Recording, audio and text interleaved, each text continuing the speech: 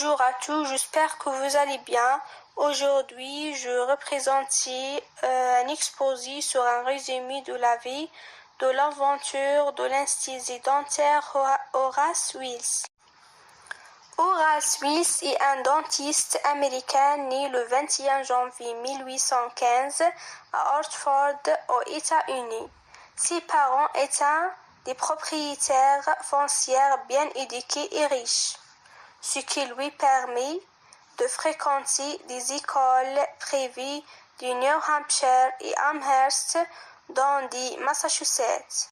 À l'âge de 19 ans, Wills a commencé à étudier la médecine dentaire pendant sa formation. Il a travaillé pendant 2 ans à Boston, après quoi il a ouvert son propre cabinet à Hartford, Connecticut, le 4 avril 1836.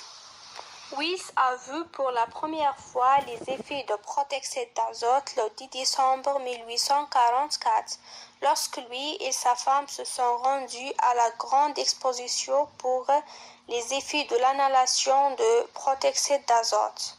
Gardner criait à Quincy Colton et a demandé au public de l'inhaler pour s'amuser. Au cours de la présentation, Horace a remarqué qu'un volontaire nommé Samuel Coley était intoxiqué par le protoxyde d'azote.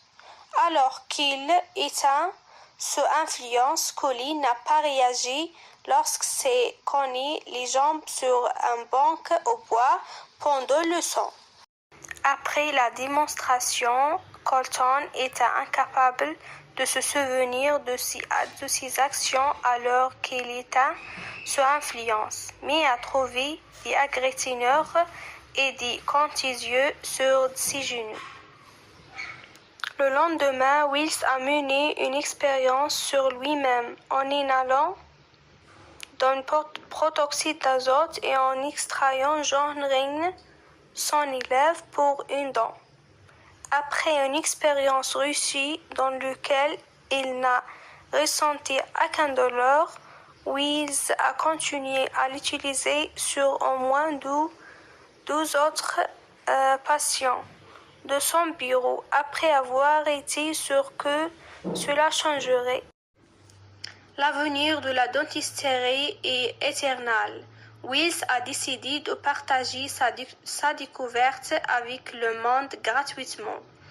Il s'est rendu à Boston et avec l'aide de son ami, le Dr. William Morton, qui a organisé pour qu'elle fasse une présentation devant des médecins de l'hôpital de Massachusetts pour provoquer l'efficacité de nouvelles anesthésiques. Mais malheureusement, le gaz n'a pas été utilisé correctement, car le volontaire a souffert de douleurs intenses pendant l'opération, ce qui a amené le public à se retourner contre le docteur. Se sentant déçu par son état, Wills décide de se rendre à New York pour prouver l'utilité de sa découverte et obtenir la reconnaissance qu'elle mérite.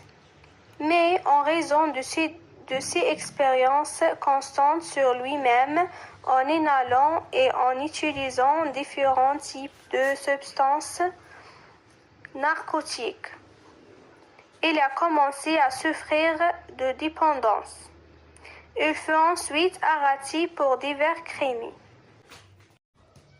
En 1864, l'American Dental Association, suivie par l'American Medical Association en 1870, reconnaîtront Horace Wills comme le découvreur des méthodes d'anesthésie utilisées en dentisterie, et les médecins feront autoriser à les utiliser largement dans les cabinets dentaires.